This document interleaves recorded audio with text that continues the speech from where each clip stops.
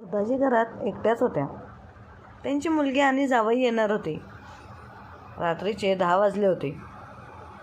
परिसरातील सर्वजण आपापल्या घरी झोपण्याची तयारी करत होते. पण सुधाजींच्या घरात अचानक घरात भयानक शांतता होती.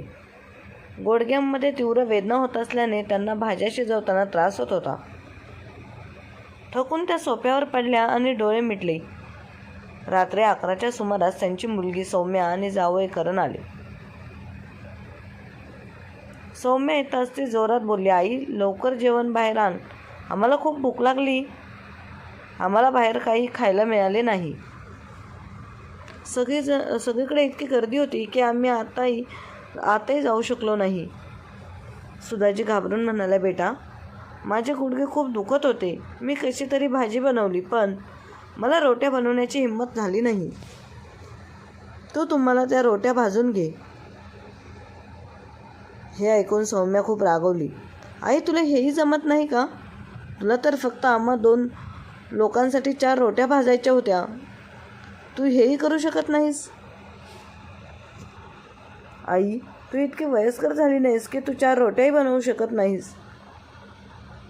माझी सासूबाई ही होती. तिने शेवटच्या श्वासापर्यंत काम केले आणि तुझी पाठ आणि तुझे गुडघे सगळे फक्त 4 रोट्यांमध्ये दुखू लागले आहेत.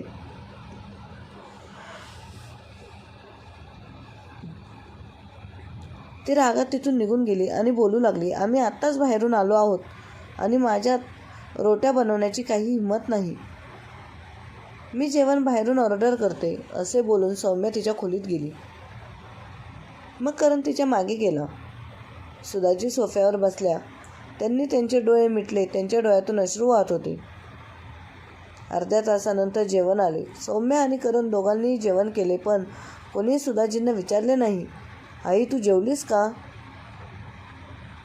सुधाजींनी न जेवताच त्यांच्या खोलीत गेल्या. पण झोप तर दूरच होती. त्यांचे डोळे उघडेच होते आणि त्यांच्या डोळ्यात आठवणींचा पूर आला होता. 6 महिन्यांपूर्वीची घटना ज्याने त्यांचे आयुष्य बदलून टाकले होते. सुधाजींचे पती रामबाबू गंभीर आजारी होते आणि त्यांना जवळच्या रुग्णालयात दाखल करण्यात आले होते. ते कदाचित त्यांच्या शेवटच्या दिवसांत होते. सुनेच्या घरी आणि रुग्णालयात सतत धावपळ करत होती. मुलगा अरुण देखील नोकरी आणि वडिलांची काळजी घेण्यात गुंतलेला होता. सर्व प्रयत्न करूनही रामबाबूंना वाचवता आले नाही. त्यांचे निधन झाले. त्यांच्या निधनाने गावातील जमिनीवर हक्क, शहरातील घर दागिने सर्व सुधाजींच्या नावावर झाले. घरात आता एक विचित्र शांतता पसरली. 1 महिना उलटला होता पण जणू काही कालच झाल्यासारखे वाटत होते. आता सौम्या आणि करण दररोज घरी येऊ लागले. दररोज सकाळी एक नवीन चर्चा सुरू व्हायची. कोणते पैसे कुठे ठेवायचे, कोणते खाते बंद करायचे, कोणती खोली भाड्याने द्यायची, भाड्याचे घर काय करायचे, कोणते दागिने कुठे ठेवावे. जिथे त्या सल्ला द्यायच्या तिथे आता त्यांना आदेश ऐकावे लागत. आई पैसे इथेच ठेव, हे दागिने लॉकरमध्ये ठेव, घराचा भागचा भाग भाड्याने दे. आई तू पैसे कोणालाही देऊ नकोस. आजकाल कोणीही विश्वासाला नाही.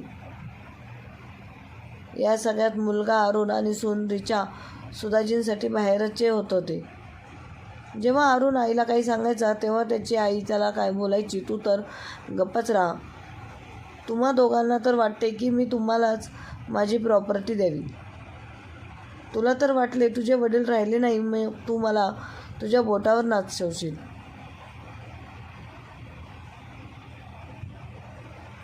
तुला तर माझी सगळी प्रॉपर्टी हवी आहे. अरुणला आपल्या आईचे बोलणे ऐकून तर खूप राग येत होता पण तो गप्प बसत होता. त्याचे वडील गेले होते. त्याला खूप दुःख वाटत होते पण आईचे शब्द त्याला खूप दुःख देत होते. आणि रिचाही आता सहन करू शकत नव्हती. ती सून होती. ती सासूचे किती गोष्ट सहन करणार होती. आणि वरून तिची नणंद आणि तिचा नवरा दोघेही दररोज घरी येत होते. मुलगी तिच्या सासूला तिच्या खोलीत बोलत असायची. हे आता रिचाला सहन होत नव्हते. एक दिवस त्यांच्या मुलीने त्यांना सांगितले, आई, जसे बाबा गेले आहेत तशी तूही गेलीस तर माझे काय होईल? आई, जर तू बाबांसारखी निघून गेलीस तर सर्व मालमत्ता भावाची आणि बहिणीची होईल. मग मला काहीही भेटणार नाही. मग माझे बालपणीचेही घर काढून घेतले जाईल. ते आईसमोर रडत होते. त्यांच्या मुलीचे अश्रू पाहून सुधाजींचे मन वितळले. त्या बोलू लागल्या, बेटी, तू काळजी करू नकोस. हेही घर इतके अरुणचे आहे तितकेच तुझेही आहे. मी या घराचा अर्धा भाग तुझ्या नावावर करेन.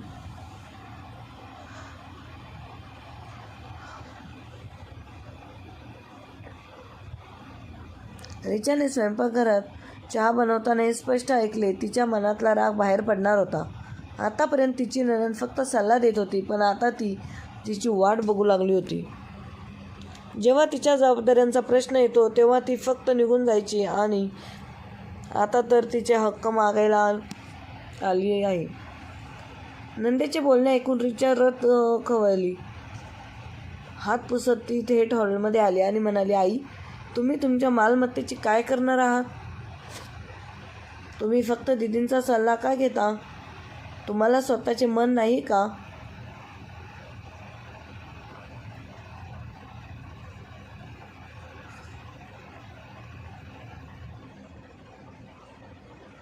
तुम्हाला स्वतःचे मन नाही का? आणि दीदींचा वाटा कसा आला?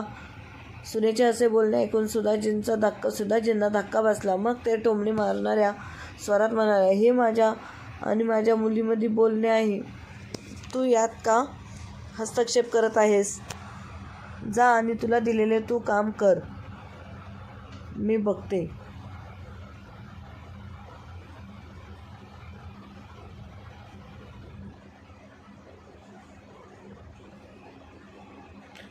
तू यात का हस्तक्षेप करत आहेस? जा आणि तुला दिलेले तू काम कर. मी बघते. माझ्या मालमत्तेचे जे काय करायचे? तेव्हा रिचा त्यांना बोलली, जर तुम्हाला सल्ला हवा असेल तर फक्त दीदीच तुमची एकुलती एक नाही. तुम्हाला अजून एक मुलगा आणि सून आहेत. बाबा गेल्यापासून तुम्हाला असे वाटले का की आम्ही या घरात नाही? सुधाजी रागाने उठल्या. मी कोणाचा सल्ला घ्यावा हे तुम्हाला सांगू नकोस. ती माझी मुलगी आहे आणि ती माझी आहे आणि तू दुसऱ्या कुटुंबातून आला आहेस.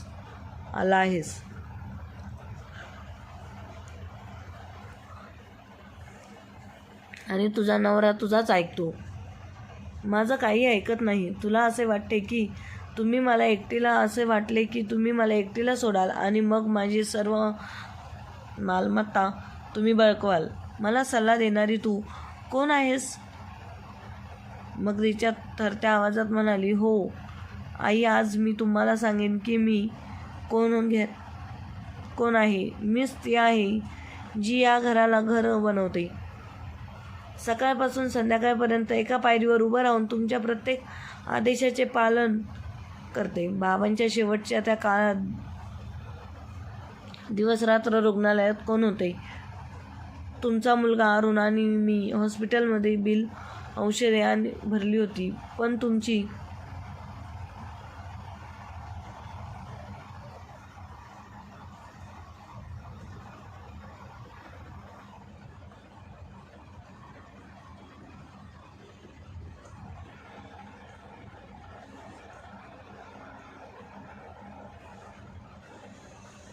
मग तुम्ही स्वतःची 1 तासाच्या आत औपचारिकतेनंतर निघून जायची.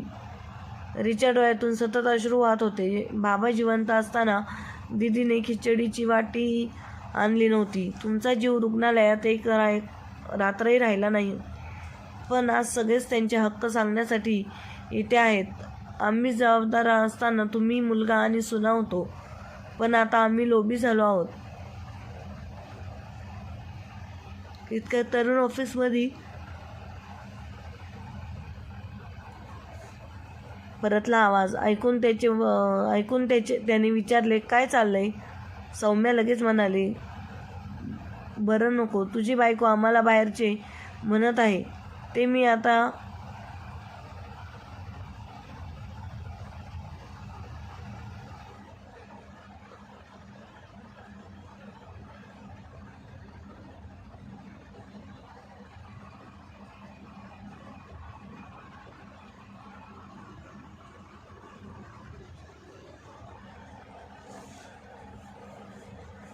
सौम्या लगेच म्हणाली, वरून तुझी बायको आम्हाला बाहेरचे म्हणत आहे. ती म्हणत आहे की या घरात आमचा कोणताही अधिकार नाही. अरुण आवाजात म्हणाला, रिचा, हे काय नाटक आहे? मी तुला सांगितले होते आईला जे काही करायचे ते तू करू. रिचाने तिचे अश्रू पुसले. मी का करू? नाही अरुण, जेव्हा या घराला गरज होती तेव्हा तुझी बहीण आणि मेहुणा कुठे होते? तिने तुटलेल्या आवाजात विचारले. आई कोण आपले आहे आणि कोण अनोळखी आहे ह्या आईपासून शकत नाही. तेव्हा सुधाजी रागाने ओरडल्या, बघ तुझ्या बायकोची जीभ किती काळी आहे. तुझे वडील जाऊन 1 महिनाही उलटून गेला नाही आणि तिची जीभ कात्रीसारखी झाली आहे. मी तुला सांगते, तू तिला 2-4 महिलांवर नियंत्रण ठेवले पाहिजे, नाही तर त्या इतक्या अहंकाराने बोलतात. हे ऐकून सौम्याच्या चेहऱ्यावर एक वाईट हास्य पसरले. जणू काही तिची इच्छा पूर्ण होणार होती. अरुणकडे आशेने पाहत म्हणाली, तुम्हालाही मी चुकीचे वाटते का? मी इथे आल्यापासून मी कधी कर्तव्यापासून दूर जाण्याचा प्रयत्न केला आहे का? हो, फक्त मी माझ्या हक्कांबद्दल थोडी बोलते म्हणून मी सर्वांची मोठी शत्रू बनली आहे. तुम्हालाही मी चुकीची वाटते का? रेवाचे डोळे अश्रूंनी भरलेले, पण तिचा आवाज थांबला राहिला. तू विसरलास. तुझ्या वडिलांच्या उपचारासाठी पैसे संपवले. तू तुझ्या मेहुण्याकडे कर्ज मागितलेस. त्याने विचार न करता दिला असता.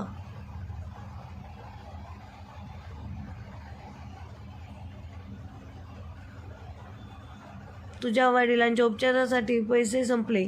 तू तुझ्या मेहुण्याकडून कर्ज मागितलेस. त्याने विचार न करता नकार दिला, कारण त्याच्याकडे पैसे नाहीत. तेव्हा सर्व जबाबदाऱ्या तुझ्यावर होत्या आणि आता अधिकाराची वेळ आली आहे.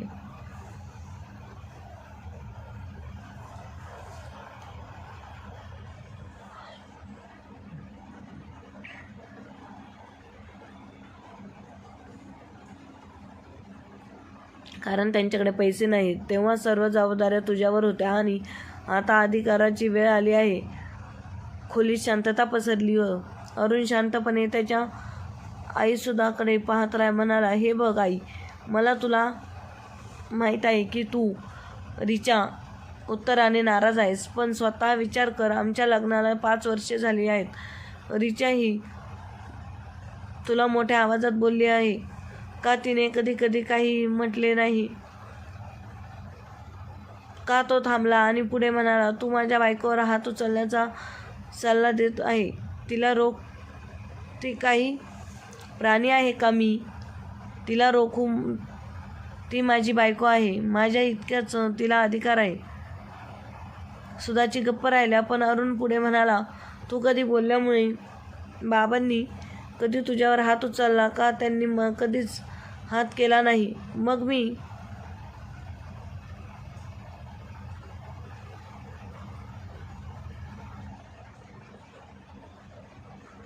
का त्यांनी आधीच कसा केला नाही? मग मी असा कसा करू? मी त्यांचा मुलगा आहे. रिचाचे शब्द कठोर वाटतात, पण ती खरं बोलत आहे. जेव्हा आम्हाला तुमची गरज होती तेव्हा तुम्ही पुढे आला नाहीत. मग आज तुम्ही या घराचा अर्धा भाग देण्याबद्दल असे बोलत आहात. रिचाचे बोलणे ऐकून सुधाजींच्या मनात गोंधळ आला. त्यांची सून त्यांच्यावर अडवत होती आणि त्याहूनही अधिक म्हणजे त्यांचा मुलगा त्यांना पाठिंबा देत होता, हे त्यांना पचवता आले नाही. अचानक रागाच्या भरात त्या म्हणाल्या, तुम्ही दोघे माझ्या घरातून निघून जा. अरुण स्तब्ध झाला. आई, तू हे काय बोलत आहेस? सुधाजी रागाने म्हणाल्या, मी तुम्हाला सर्व काही सांगते. पती पत्नी आता माझ्या घरातून निघून जा. तुम्ही आत्तापासून माझा मुलगा आणि सून नाही आहात. जर तुम्ही दोघे इथेच राहिलात तर माझे म्हातारपण नरक होईल. म्हणूनच मी हे संपूर्ण घर सौम्यात देण्याचा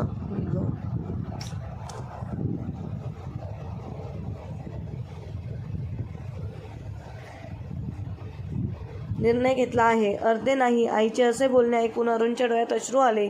आई, मी तुला किंवा वडिलांना कधीही अडवले नाही. रिचा तुला कधीही नकार देत नाही आणि आज तुम्ही इतके कट्टर शत्रू झाले आहोत सुधाजी मागे हटल्यात. हो, मी बरोबर करत आहे. अरुण पुढे काही बोलू शकला नाही. तो तुटलेला आवाज करत म्हणाला, रिचा, तुला जे हवे आहे ते पॅक कर.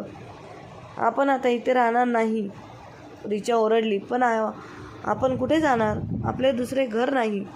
आई, तुम्ही इतका मोठा निर्णय कसा घेऊ शकता? आम्ही कुठे जाणार? सुधाजी थंडपणे म्हणाल्या, मला माहीत नाही. जिथे जायचे तिथे तुम्ही जा, पण माझ्या घरातून निघून जा. त्यांनी सौम्याचा हात धरला आणि आत गेल्या. अरुण आणि रिचा त्यांचे सामान उचलून शांतपणे घराबाहेर पडले.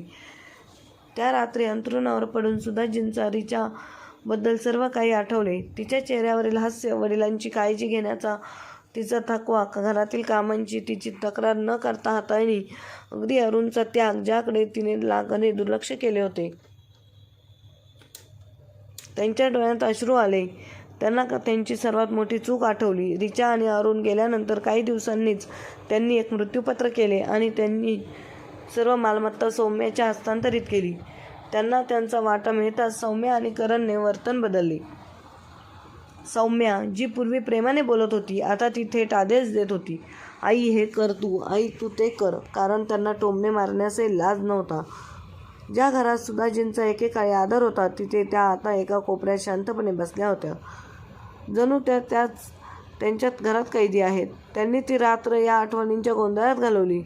दुसऱ्या दिवशी सुधाजी गुडघ्यामध्ये वेदनेने तडफडत होत्या. तरी त्यांनी नाश्त्यासाठी पोहे बनवले. सकाळी टेबलावर पोहे पाहून करण रागाने ओरडला, हा काय मूर्खपणा आहे? मी या ऑफिसला घेऊन जाऊ का? मला स्वतःबद्दल काही आदर नाही का? आवाज ऐकून सौम्या खोलीतून बाहेर आली. डोळे मिचकवता सुधाजींवर ओरडली, आई, तू नाश्ताही हे काय बनवलेस? तुझ्या गुडघ्यात, पाठीत किंवा डोक्यात दुखते का? तू दुसऱ्यावर ओझे आहेस. सुधाजी शांतपणे रडत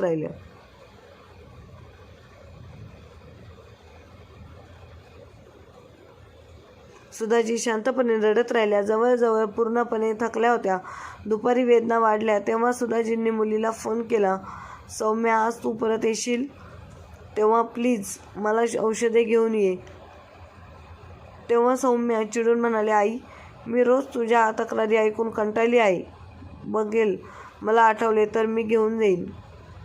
असे बोलून तिने रागाने फोन ठेवला. पण फोन कट झाला नाही. तिने करणला सांगितले, खर्च खूप वाढत आहे. शिवाय आईचा उपचार आता सगळं कसं सांभाळणार? तेव्हा करण थंडपणे म्हणाला, हे बघ सौम्या, आता तुझी आई आपल्या काही कामाची नाही. ती आता आपल्यावर ओझी झाली आहे. चला, आपण एक काम करूया. आता आपण तिला वृद्धाश्रमात सोडून. सौम्याने काही क्षण विचार केला. मग म्हणाली, कदाचित तू बरोबर आहेस. इकडे सुधाजींनी हे सर्व ऐकले होते. संगीत त्यांचे हृदय तुटले होते. त्या खोलीत रडत होत्या. रामबाबूंच्या फोटोकडे पाहून म्हणाल्या, तुम्ही हसत म्हणालात ना, मी जे केले त्याची मला शिक्षा होत आहे. मी माझ्या मुलांना घराबाहेर काढले आणि आज मी माझी मुलगी मला घराबाहेर काढत आहे. त्या रडत होत्या. संध्याकाळची वेळ. सौम्या आणि करण त्यांच्याशी गोड बोलले, आई, तुला इथे एकटेपणा जाणवत असेल, काही दिवसांनी तू वृद्धाश्रमात जा. तुला ते आवडेल. आमच्याकडे तुझ्यासोबत घालवण्यासाठी पुरेसा वेळ नाही. सुधाजी फक्त म्हणाल्या, तुला जे योग्य वाटेल ते कर बेटा. त्यांच्यात विरोध करण्याची ताकद उरली नव्हती. दुसऱ्या दिवशी त्या त्यांच्या आवश्यक वस्तू घेतलेली छोटी बॅग आणि रामबाबूचा फोटो घेऊन निघून गेल्या. दारात उभ्या राहून त्यांनी घराकडे शेवटची नजर टाकली. तेच घर जिथे त्यांच्या पतीने आपले जीवन समर्पित केले, जिथे त्यांनी त्यांच्या मुलांना वाढवले होते, जिथे प्रत्येक जण, प्रत्येक आनंद, प्रत्येक दुःख एकत्र गुंतले होते, आज त्याच घरातून निघून जात होत्या. सौम्या आणि करण त्यांना वृद्धाश्रमाच्या वाटेवर गेले आणि मागे वळून न पाहता निघून गेले. निघून जाताना सौम्याने मागे वळूनही पाहिले नाही. तेव्हा काळजीवाहक म्हणाला, आई, कृपया तुम्ही आता आत्या, मी तुमची खोली दाखवते. सुधाजी शांतपणे त्यांच्या मागे गेल्या. काही दिवस त्या कोणाशी बोलल्या नाहीत. त्या त्यांच्या खोलीतच बंदिस्त राहिल्या.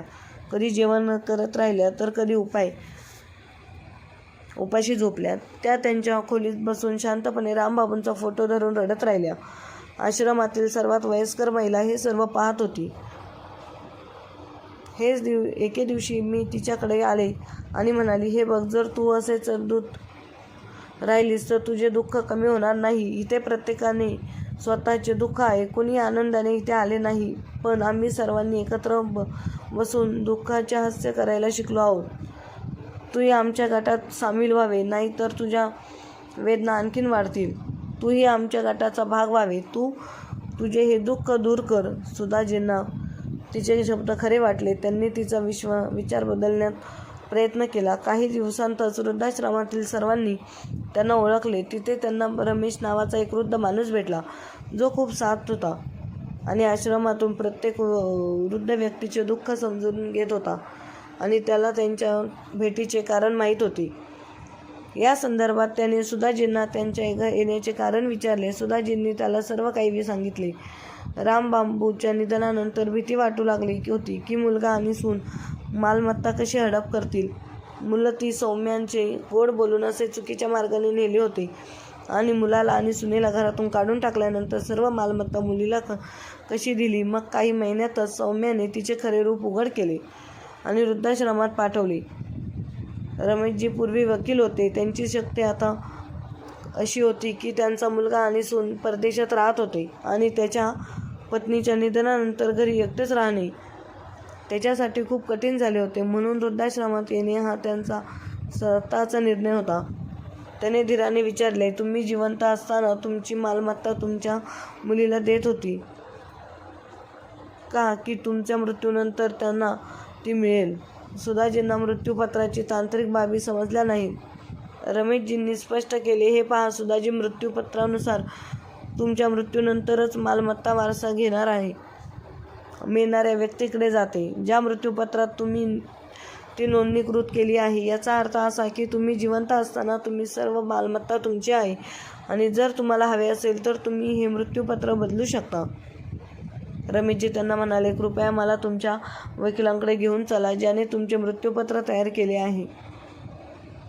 सुधाजींनी होकार दिला. दुसऱ्या दिवशी ते दोघेही रजा घेऊन वडिलांकडे गेले.